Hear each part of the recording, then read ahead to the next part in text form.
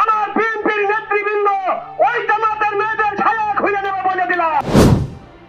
ধানের শীষে ভোট দিলে আমরা জান্নাত পাবো, এটা আমরা বলতে পারি।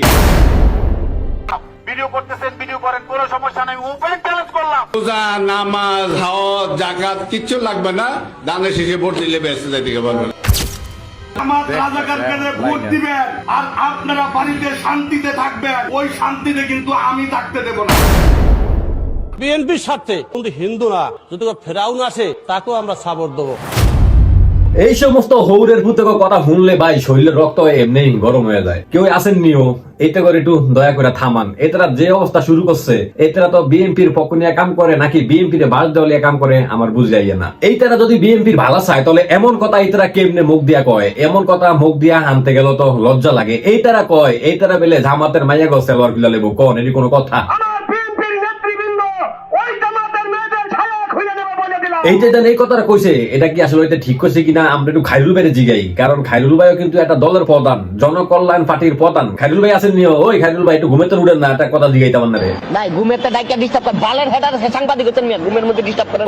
ও ভাই ভাই আমার ভুল হয়েছে, আপনি ঘুমান। খাইরুল ভাই হইয়া হচ্ছে এটারে ডিস্টার্ব করাটা আমার অন্যায় হয়ে গেছে, আমি মাপ চাইতাছি। যাই হোক, কথা হইল গিয়া প্রকাশ্যে মিডিয়ার সামনে এইসব কথা বলাটা কতটা গ্রহণযোগ্য এটা আপনারা একটু কমেন্ট করে জানাইন। সামনে আসছে শুভ দিন, যে প্রধানমন্ত্রী হবে তাকে আপনারা ভোট দিন। এখন এই দাদি কাকে ভোট দিবে চলেন একটু নানির কাছে জিগাই। নানি, আপনি আপনার ভোটটা কারে দিবেন? সরকার হবে তারাই দিবি। নানি যায় প্রধানমন্ত্রী হ্যাঁ ভোট দিব। আচ্ছা নানি কোন দলের ভোট দিবেন একটু কন? তুই এই কথা কি রেখে কোন দলে দিবে? নানি সেটা গেছে। নানি আমারে মাফ করে দেন, আপনার হাতে দড়ি পায়ে দিই, আমারে মাফ করে দেন। আমি বুঝতাম আছি আপনি কেন ভোট দিবেন। আচ্ছা যাক, নানি কিন্তু যে সরকার হইব হ্যাঁ ভোট দিব।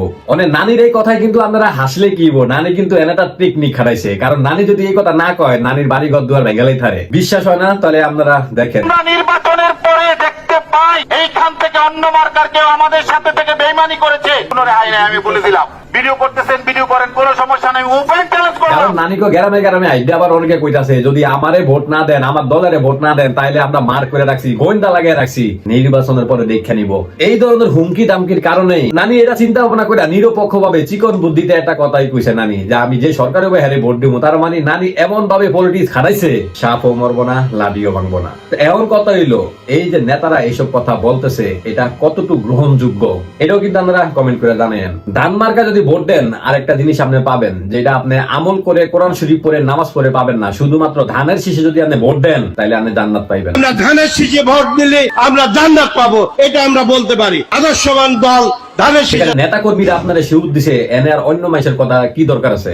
কোরআন হাদিসের দরকার নাই, শুধুমাত্র ধানের শীষে ভোট দিবেন, দলে দলে জান্নাতে যাবেন গিয়া। এই সমস্ত হরের হুতক কথা শুনলে আপনার মাথায় কেমনে ঠিক রাখবেন কোন?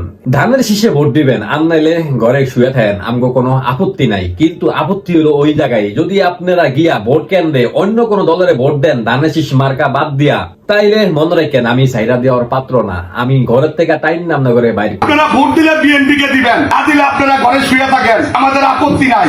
আমাদের চোখের সামনে দিয়ে ওই জামাত রাজাকারকে ভোট দিবেন আর আপনারা বাড়িতে শান্তিতে থাকবেন, ওই শান্তিতে কিন্তু আমি থাকতে দেব না। বাপরে বাপ, কি হেডামাল হয়ে গেছে হরের রুতে। এর কথা হই না এত কনে নিশ্চয়ই আনবে শরীরে রক্ত গরম হয়ে গেছে। আরে ভাই, রক্ত গরম করে লাভ নাই, রক্ত ঠান্ডা করে না। আরে এর হাগল ছাগল, এর কথা শুনে লাভ আছে? এগো দলের নেতার কথা শুনেন, হেতে কি কয়? এই হাগল ছাগলের কথা শুন না, রক্ত গরম করেন না। দেশের স্বার্থের লিগা কিংবা বিএনপির স্বার্থের লিগা যদি ফেরাউনকেও নমিনেশন দিত বিএনপি, তাহলে ফেরাউনের পক্ষ নিয়ে কাজ করতো এই ভদ্রলোক। স্বার্থে, বিএনপির স্বার্থে কিন্তু হিন্দু না, যদি ফেরাউন আসে তাকেও আমরা সাপোর্ট দেবো। এত সুন্দর দরবেশ দাড়ি মারি রাইখা এইসব নাজায়েজ কথাবার্তা কইতাছে। এরা যে সমস্ত জায়গায় বয়ান দেয়, এই সমস্ত জায়গায় কি কোনো মানুষ নাই? এরপরে কিছু কই থারে না নাকি? হে এলাকাত কোনো পুরান ঝাড়ু টাড়ু নাই, পুরান জোতা নাই? এইসব কথা যে কয় কেমনে কয়, আর এটা আপনারা কেমনে সহ্য করেন? জনাব তারেক রহমানের স্ত্রী মরহুমা খালেদা জিয়া এইতে যেটা কইছে এটা নিয়ে আপনারা একেবারে বিভ্রান্ত হবেন না। এটা কিন্তু ভুল করে কইলেছে। এতে দেশনায়ক জনাব তারেক রহমানের স্ত্রী জায়গায় তার মায়ের নামটা এখানে ভুল করে বলে ফেলেছে। কারণ এটা হয় সাধারণত আমরা দেখি অনেক জায়গায় অনেক নেতারা বক্তৃতা দিয়ে বলে আমার ভাইয়েরা হরের ভূতেরা, যদি আপনারা আমাদের দেশ নেত্রী বেগম শেখ হাসিনারে ভোট দিয়ে নির্বাচিত করতে পারেন, তাহলে এই দেশের সব সিরালামু। পরে লাস্টে কথা করে শেখ হাসিনা না, খালেদা জিয়া। আল্লাহ হাফেজ।